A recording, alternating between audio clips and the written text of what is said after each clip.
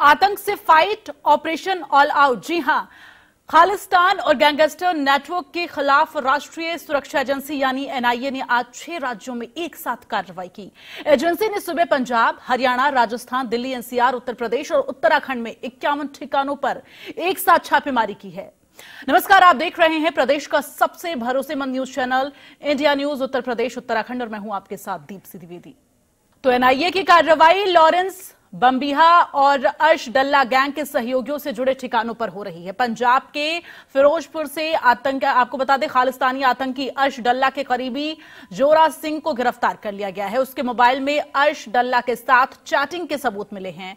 राजस्थान के जैसलमेर में एक संदिग्ध को हिरासत में लिया गया है, उससे पूछताछ की जा रही है। देखिए हमारे संवाददाता की रिपोर्ट। जिस तरीके से पूरे देश में खालिस्तानी समर्थक और खालिस्तानी प्रतिबंधित संगठनों को चलाने वाले जो उनके चीफ हैं, वो किस तरीके से हिंदुस्तान के बाहर बैठकर हिंदुस्तान को तोड़ने की कोशिश कर रहे हैं, हिंदुस्तान में टेरर फंडिंग को लेकर आतंकवादी गतिविधियों को बढ़ावा देने की कोशिश कर रहे हैं और लगातार जो उनके स्लीपर्स हैं वो किस तरीके से देश के अंदर बैठकर या देश के बाहर बैठकर इनको पूरी तरीके से मजबूत कर रहे हैं, इसको लेकर अब एनआईए पूरी तरीके से सख्त हो गई है। देश के 6 राज्यों में एनआईए ने 50 जगह पर एक साथ रेड कंडक्ट किया, जिसमें से खास तौर से पंजाब और राजस्थान इसमें सबसे महत्वपूर्ण जगह है जहां पर एनआईए की रेड चल रही है। इसके अलावा उत्तराखंड में भी कुछ जगहों पर एनआईए अपनी रेड कर रही है। लेकिन हम आपको बता दें कि पंजाब और राजस्थान के बॉर्डर एरिया जो कि बेहद खास है एनआईए के लिए, वो इसलिए खास है क्योंकि लॉरेंस बिश्नोई और देवेंद्र बम्बिया जो 2 गैंग हैं, उन गैंगों का जो एक बहुत बड़ा ऑपरेट जो नेक्सस चलता है वो पंजाब और हरियाणा बॉर्डर से जुड़े हुए बॉर्डर्स एरिया के पास के इलाकों में ही सबसे ज्यादा नेक्सस है और वहां पर सबसे ज्यादा फंडिंग होता है। एनआईए सूत्रों की माने तो इस बॉर्डर एरिया पर तमाम छोटे बड़े वो गैंगस्टर्स हैं जो कहीं ना कहीं लॉरेंस बिश्नोई, गोल्डी बरार और देवेंद्र बम्बिया गैंग के साथ जुड़े हुए हैं। हम आपको बता दें कि 2022 और 2023 यानी कि 2 साल के 3 जो मामले हैं जो एनआईए में दर्ज है, एफआईआर नंबर जो हम आपको बता दें कि 22 और एफआईआर नंबर 37, एफआईआर नंबर 39, इन 3 एफआईआर को लेकर एनआईए पूरे देश के उन 6 राज्यों के 50 जगहों पे अपनी रेड कर रही है, जिसमें टेरर फंडिंग, उसके बाद टेरर फंडिंग के साथ एक्सटॉर्शन के वो पैसे जो हवाला कारोबारियों के को लेकर के जरिए कनाडा या देश के दूसरे राज्यों में, दूसरे देशों में जो पहुंचता है, उसको लेकर एनआईए इस रेड को कंडक्ट किया है। हम आपको बता दें कि एनआईए लगातार एक्शन मोड में है, खास तौर से उन खालिस्तानी और गैंगस्टर्स को लेकर जो अब धीरे धीरे कहीं ना कहीं एक बार फिर से अपने पैर को पसारने की कोशिश कर रहे हैं। जानकारी के मुताबिक इस बार जो एनआईए जो रेड कर रही है आज 6 स्टेट्स में, उसमें पंजाब और राजस्थान बेहद खास है, जिसमें देवेंद्र बम्बिया गैंग के ज्यादातर गैंगस्टर्स की प्रॉपर्टी भी उसमें शामिल है और उनके ठिकाने मौजूद हैं। एनआईए उन हवाला कारोबारियों पर भी रेड कंडक्ट कर रही है, उनके ठिकानों पर जो लोग इन गैंगस्टर्स और इन खालिस्तानी जो समर्थक हैं और इसको ऑपरेट करने वाले जो लोग हैं, उन्हें कहीं ना कहीं जिस तरीके से देश के अंदर बैठकर बाहर पैसा पहुंचाने का वो हवाला कारोबारी काम कर रहे हैं। इसके अलावा हम बता दें कि राजस्थान के और पंजाब बॉर्डर के पास से एनआईए ने एक शख्स को हिरासत में लिया है जो यूट्यूबर के जरिए भड़काऊ भाषण और जो इसकी वीडियोस है वो यूट्यूब के जरिए लोगों तक पहुंचाने की कोशिश करता है और लगातार इसमें खालिस्तान के समर्थकों को सपोर्ट कर रहा है। तो एक इनपुट के बेस पर एनआईए ने उस शख्स को फिलहाल हिरासत में लिया है, जो जानकारी है। इसके अलावा मैं आपको बता दूं कि कई ऐसे नाम हैं जो वो नाम है जो इस वक्त एनआईए इन ठिकानों पर रेड कर रही है, जिसमें से ज्यादातर वो गैंगस्टर्स हैं और गैंगस्टर्स के वो गुर्गे हैं जो पूरी तरीके से हिंदुस्तान में अपने ऑपरेट नेक्सस को फैलाकर वो लोगों से एक्सटॉर्शन ले रहे हैं, धमकाकर पैसे ले रहे हैं या फिर कई जगह पर गोलियां चलाकर पैसे ले रहे हैं। तो ऐसे में वो लोग हिट लिस्ट में है और खासतौर से पंजाब राजस्थान का बॉर्डर भी सबसे ज्यादा इंपॉर्टेंट है एनआईए की रेड के लिए। और हम आपको बता दें कि जैसे कि हाल में ही अभी 5 और 6 अक्टूबर को एनआईए ने ऑल ओवर इंडिया के एटीएस चीफ को बुलाया है खालिस्तान मामले को लेकर, जिसमें आईबी रॉ भी रहेंगे। तो ऐसे में ये एक बहुत बड़ा होमवर्क है एनआईए के लिए, जिसमें वो आज अपनी रेड कर रही कंडक्ट, जिसमें दिल्ली का एनसीआर इलाका भी है, वो इलाका एनसीआर का जहां पर छोटे बड़े गैंगस्टर्स रहते हैं। जिस तरीके से राजस्थान और पंजाब बॉर्डर पर लॉरेंस और देवेंद्र बंबिया जैसे के साथ काम करने वाले कई छोटे बड़े ऐसे एसोसिएट गैंगस्टर्स हैं जो वहां पर रहकर दूसरे राज्यों में जो क्राइम की हम बताते हैं कि क्राइम में एक्सटॉर्शंस और दूसरे तरीके से पैसा एक्सटॉर्ट करते हैं, उसी तरीके से दिल्ली और एनसीआर का वो इलाका है जहां पर कई ऐसे गैंगस्टर्स हैं जो इस वक्त तिहाड़ जेल में बंद है, जो मंडोली जेल में बंद है, और वो गैंगस्टर्स वहां से बैठकर या दिल्ली एनसीआर इलाके से यहां के बड़े बिजनेसमैन को टारगेट करते हैं और उस पैसे को खालिस्तान समर्थक और खास तौर से वो गैंगस्टर्स जो इनके साथ जुड़े हुए हैं उनको हवाला के जरिए और दूसरे ऐप के जरिए वो पैसे यहां से उनको भेजा जाता है। यानी कि एक तरीके से एनआईए ने पूरी तरीके से अपने इस पूरे खालिस्तान मामले को लेकर, टेरर फंडिंग को लेकर एक होमवर्क कर रखा और एक लंबी लिस्ट है कि कौन कौन हवाला कारोबारी हैं जो इस तरह से मदद कर रहे हैं, गैंगस्टर्स के कौन कौन वो गुर्गे हैं जो इनको मदद कर रहे हैं। ऐसे में उत्तराखंड, पंजाब, राजस्थान, हिमाचल प्रदेश, दिल्ली एनसीआर का इलाका, हरियाणा, इस कुल मिलाकर 6 स्टेट्स हैं जहां पर एनआईए ने एक साथ अपने रेड को कंडक्ट किया है। हालांकि जिस तरीके से सुक्खा टुन्ने की हत्या के बाद से लॉरेंस बिश्नोई ने और गोल्डी बराड़ ने यह दावा किया था कि गुरलाल बराड़, जो कि गोल्डी बराड़ का भाई है, और चंडीगढ़ में नाइट क्लब के बाहर बंबिया गैंग पर यह था कि उन्होंने इसकी हत्या की है, उसका बदला लेने के लिए जिस तरह से लॉरेंस ने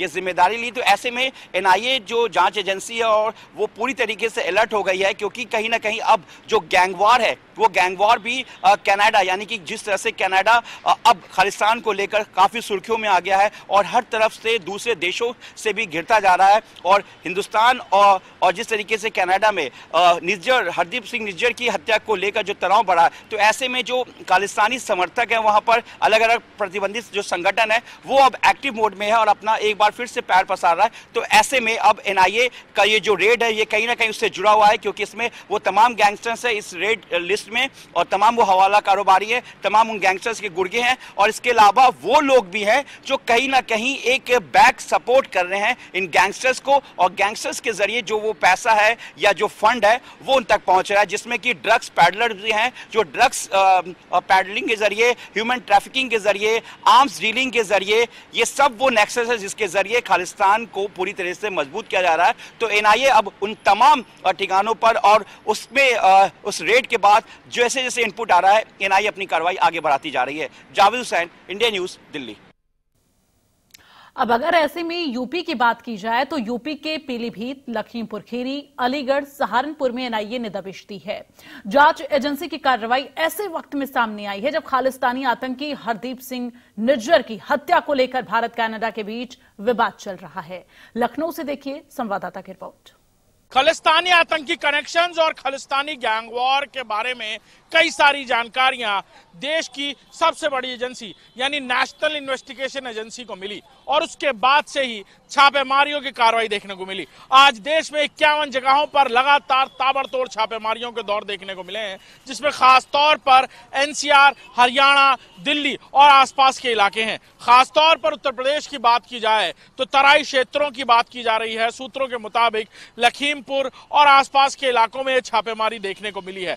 जल्द ही एनआईए इसको लेकर पुख्ता जानकारियां साझा करेगा, लेकिन यह साफ है कि खालिस्तानी आतंक पर यह एनआईए की बड़ी चोट के तौर पर देखी जा रही है। कैमरामैन कफील के साथ अभिषेक सिंह, इंडिया न्यूज, लखनऊ। तो एनआईए की पूरे देश में छापेमारी देखने को मिल रही है, जिसमें प्रदेश के तराई क्षेत्र में छापेमारी भी की जा रही है। सूत्रों के मुताबिक एनआईए ने खालिस्तानी नेटवर्क के तार खंगालने के लिए यूपी एटीएस को खुफिया तौर पर जनजाति इकट्ठा करने का काम जो है दिया है। ये रिपोर्ट देखिए। नेशनल इन्वेस्टिगेटिंग एजेंसी एनआईए की तरफ से देश में 50 से भी ज्यादा जगहों पर छापेमारी की कार्रवाई की गई। छापेमारी के पीछे जो वजह बताई जा रही है वो साफ है। खालिस्तानी नेटवर्क को तलाशना, खालिस्तानी नेटवर्क को खंगालना, उनसे जुड़े लोगों को डिटेन करना और ये जानकारी हासिल करना कि आखिर कनाडा से और दूसरे देशों से कहां-कहां से फंडिंग्स और बाकी लोगों के तार जुड़े हुए हैं। सूत्रों के मुताबिक जो जानकारी मिल रही है कि एनआईए ने पहले देश में खासतौर पर कनाडा और बाकी देशों में जुड़े हुए खालिस्तानी नेटवर्क से जुड़े हुए लोगों के बारे में जानकारी हासिल की, उनके बेस पता किए, परिवार में कौन कौन लोग हैं और कहां कहां कौन मिल सकता है उसके बारे में जानकारी की गई। और उसके बाद आज ये बड़ा क्रैकडाउन प्लान किया गया। सुबह ही ये क्रैकडाउन शुरू हो गया। तड़के देश के अलग अलग राज्यों में, खासतौर पर दिल्ली, हरियाणा, मध्य प्रदेश, राजस्थान और उत्तर प्रदेश में यह बड़ा क्रैकडाउन हुआ। क्रैकडाउन के दौरान कई लोगों को डिटेन किया गया, कई लोगों से पूछताछ की जा रही है, कई लोगों के फाइनेंशियल फंडिंग हैंडल्स को सीज किया गया है। और खासतौर पर उत्तर प्रदेश की बात की जाए तो खुफिया तौर पर जो सूत्रों के मुताबिक जानकारी मिल रही है कि बीते 2 दिन पहले यूपी एटीएस की कई सारी टीम्स तराई क्षेत्रों में, खासतौर पर लखीमपुर और पीलीभीत के इलाके में पहुंची थी, जहां वो ये जानकारियां हासिल कर रही थी कि कनाडा में किन किन लोगों के परिवार लंबे समय से रह रहे हैं, लंबे समय से वहां पर बेस बना हुआ है, फाइनेंशियल फंडिंग्स क्या है जो लोग यहां रह रहे हैं, किसके जरिए उनकी बातचीत होती है। और कई ऐसे लोग ऐसे भी थे जो बाकायदा खालिस्तानी नेटवर्क का हिस्सा रह चुके थे, उन लोगों से खासतौर पर जानकारियां हासिल की जा रही थी। और उसके बाद आज ये क्रैकडाउन देखने को मिला है। खासतौर पर उत्तर प्रदेश के तराई क्षेत्र के इलाके में कई लोगों को वहां भी डिटेन किया गया है, जानकारियां हासिल की जा रही हैं। और यूपी एटीएस को खासतौर पर सूत्रों के मुताबिक ये जिम्मेवारी सौंपी गई है कि खालिस्तानी नेटवर्क से जुड़े लोग, खालिस्तानी नेटवर्क के लिए काम कर चुके लोग और कनाडा से जिन लोगों के लंबे समय से तार जुड़े हुए हैं, ऐसे परिवार के कौन कौन से सदस्य वहां रह रहे हैं, कितने लंबे से समय से रह रहे हैं, उनकी फंडिंग्स के पीछे क्या कौन लोग हैं, कितनी बड़ी फंडिंग्स वो लोग करते हैं, नेटवर्थ क्या है, इसके बारे में पूरी पुख्ता जानकारी करके एनआईए को सौंपनी है। कब तक ये जानकारियां मिलती हैं और आज इस क्रैकडाउन के बाद, उत्तर प्रदेश में हुए क्रैकडाउन के बाद क्या कुछ जानकारियां मिलती हैं, ये कुछ वक्त बाद सामने आएगा। लेकिन ये जरूर है कि एनआईए की तरफ से खालिस्तानी आतंकियों के खिलाफ ये शिकंजा कसता नजर आ रहा है। कैमरामैन कफील के साथ अभिषेक सिंह, इंडिया न्यूज, लखनऊ। खालिस्तानी आतंक के खिलाफ जहां एनआईए ने मोर्चा खोला है, वहीं इससे पहले यूपी एटीएस ने इसकी कवायद शुरू कर दी थी। सूत्रों के मुताबिक यूपी एटीएस हरदीप सिंह निज्जर के परिवार से पूछताछ करने पहुंची थी लखीमपुर और पीलीभीत। पीलीभीत में निज्जर के परिवार के कुछ लोग रहते हैं, जहां उनसे पूछताछ हुई, उनके दूर के रिश्तेदारों से बातचीत की। एटीएस ने बाकायदा 2 दिन पहले, जो सूत्रों के मुताबिक जानकारी मिल रही है, कि पीलीभीत के एक इलाके से उन लोगों से बातचीत की थी, पूछताछ की, अंडर कवर ये डिटेंशन था। और उसके बाद एनआईए ने आज छापेमारी की कार्रवाई की है। ऐसे ही उत्तर प्रदेश से जुड़े बाकी खालिस्तानी कनेक्शंस को भी खंगाला जा रहा है। सूत्रों की माने तो एनआईए की तरफ से बाकायदा यूपी एटीएस को यह टास्क सौंपा गया है कि खालिस्तानी आतंकी कनेक्शन से जुड़े, खासतौर पर कनाडा में लंबे समय से रह रहे वो परिवार जिनका कहीं से भी फंडिंग्स के जरिए या फिर उनके ग्रुप्स के जरिए कहीं से भी कोई भी कनेक्शन है, और खासतौर पर निज्जर के परिवार से जुड़े वो लोग जो अभी भी कनाडा में और देश में मौजूद हैं, उनसे खासतौर पर न सिर्फ उन पर नजर रखी जाए बल्कि उनकी डिटेल्स इकट्ठा की जाए। एटीएस इस टास्क पर लग चुका है और खासतौर पर उत्तर प्रदेश में उन परिवारों से, उन लोगों से, और खासतौर पर तराई क्षेत्रों में जहां बड़े तादाद पर सिख बाहुल्य इलाके हैं, वहां पर इनके परिवारों से जुड़े हुए लोगों से पूछताछ की जा रही है और जानकारियां इकट्ठा की जा रही हैं। कैमरामैन कफील के साथ Abhishek Singh, India News, Lucknow. NIA जहां पूरे देश में छापेमारी कर खालिस्तानी आतंकी और खालिस्तानी गैंगवॉर के खिलाफ एक अभियान छेड़ दिया है, वहीं पूरे देश में इनसे जुड़े हुए लोग, इनके नेटवर्क के लिए काम कर रहे लोग, और खासतौर पर उत्तर प्रदेश की अगर बात की जाए तो उत्तर प्रदेश के तराई क्षेत्र में रहने वाले वो लोग जो कभी इस नेटवर्क का हिस्सा हुआ करते थे, जिनके जरिए लोग वहां पहुंचते थे, कई बार लोगों को वर्क परमिट के जरिए वहां बुलाया जाता था और फिर इस नेटवर्क का हिस्सा बना लिया जाता था। ऐसे लोगों पर खासतौर पर अब एनआईए की नजर है। साथ ही साथ सूत्रों के मुताबिक जो जानकारी मिल रही है कि यूपी एटीएस को भी इस मिशन में शामिल किया गया है। ये कॉवर्ड ऑपरेशन रहेगा जिसमें यूपी एटीएस जगह जगह से जानकारियां इकट्ठा करेगी और फिर एनआईए के साथ ये कंबाइंड ऑपरेशन किया जाएगा। आने वाले वक्त में यूपी में भी कई जगहों पर इस तरह की छापेमारियां आने वाले वक्त में भी देखने को मिल सकती हैं, जहां शुरुआती दौर में एटीएस और फिर एनआईए ऐसे लोगों से पूछताछ करती हुई नजर आ सकती है। खासतौर पर तराई क्षेत्रों की बात की जा रही है, नेपाल से सटे हुए क्षेत्रों की बात की जा रही है, जिसमें लखीमपुर, खीरी खासतौर पर जिसका नाम लिया जा रहा है, पीलीभीत का नाम लिया जा रहा है और भी आसपास के जो तराई क्षेत्र हैं उन इलाकों का नाम लिया जा रहा है, जहां आने वाले वक्त में इस तरह की कार्रवाइयां देखने को मिल सकती हैं। कैमरामैन कफील के साथ अभिषेक सिंह, इंडिया न्यूज, लखनऊ। वहीं यूपी के पूर्व डीजीपी एके जैन ने क्या कुछ कहा, वो भी सुनिए। पहले भी उत्तर प्रदेश में जब आतंकवाद था पंजाब में, तो उत्तर प्रदेश के तराई क्षेत्र में इसकी गंभीर समस्या थी। मैं जब एसपी सिटी बरेली था 88 में, तो मैंने आतंकवादी पकड़े थे जो कि कानपुर से विधायक कात्याल, कांग्रेस के विधायक थे, उनकी हत्या और उनके गनर की हत्या करके भाग रहे थे नेपाल। तो ये कॉरिडोर बना हुआ है, ये निकल जाते हैं नेपाल। उस समय आतंकवादी गतिविधियां काफ़ी प्रारंभ हो गई थी और तेज़ी पे थी। पीलीभीत में, लखीमपुर खीरी में, फिर उसके बाद में एसएसपी हरिद्वार रहा। कल्याण सिंह जी थे मुख्यमंत्री, उन्होंने मुझे इसीलिए भेजा था एसएसपी फैजाबाद से हरिद्वार बनाकर कि कुंभ मेला कराना है। कुंभ मेले पे इनका खतरा था, आतंकवादियों का, खालिस्तानियों का, कि कुंभ मेला नहीं होने देंगे। तो कई मुठभेड़ें वहाँ पर भी हुई थी। छोटा छीना हम लोगों ने मारा था, बहुत से आतंकवादी पकड़े गए थे, सकुशल संपन्न हुआ था। तो इन सब के पुराने सब वहाँ पर अभी भी ठिकाने हैं और हैं कई ऐसे सिख समुदाय के लोग जिनके पास आज भी सस्पेशन है कि पुराने वेपन्स उनके पास में हैं, वो ठिकाने हैं कुछ। तो ऐसे में छापा डालना बहुत अच्छा है और ये निरंतर प्रक्रिया जारी रहनी चाहिए, तभी ये सब नियंत्रण में रहेगा। पहुंच सकता है, कहीं पर भी पहुंच सकता है। आईएसआई की फंडिंग हो सकती है, टेररिस्ट ग्रुप्स के द्वारा फंडिंग हो सकती है, और जो नारकोटिक से पैसा आता है उससे फंडिंग हो सकती है। फेक करेंसी जो कंट्री में लाई जाती है बांग्लादेश और नेपाल के थ्रू, उससे फंडिंग हो सकती है। ये सब जो हैं, ये बहुत सी ऐसी परिस्थितियां हैं जिनको दृष्टिगत रखते हुए हार्ड इंटेलिजेंस मिलने के बाद एनआईए ने छापेमारी की है। कल ही आपने पढ़ा होगा कि 5 पोस्ट आईजी की और 1 पोस्ट एडिशनल डीजी की सैंक्शन की गई हैं एनआईए के लिए। गृह मंत्री जी ने कहा है कि 2024 के अंत तक जितने भी प्रदेश हैं सब में एनआईए का कार्यालय होगा। ये एक बहुत शुभ संकेत है।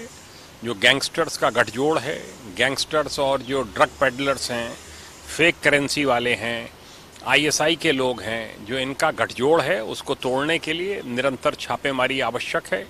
लॉरेंस बिश्नोई हों, चाहे गोल्डी बरार हों, चाहे बहुत से ऐसे क्रिमिनल्स हैं जो कि दिल्ली की जेलों में बंद हैं, तिहाड़ में बंद हैं, आप पढ़ते रहते हैं, आपस में एक दूसरे को मारते रहते हैं। इस गठजोड़ को तोड़ने के लिए इंटर स्टेट कोऑपरेशन पुलिस का उतना अच्छा नहीं हो पाता था, उस कार्य को का बीड़ा अब एनआईए ने उठाया है।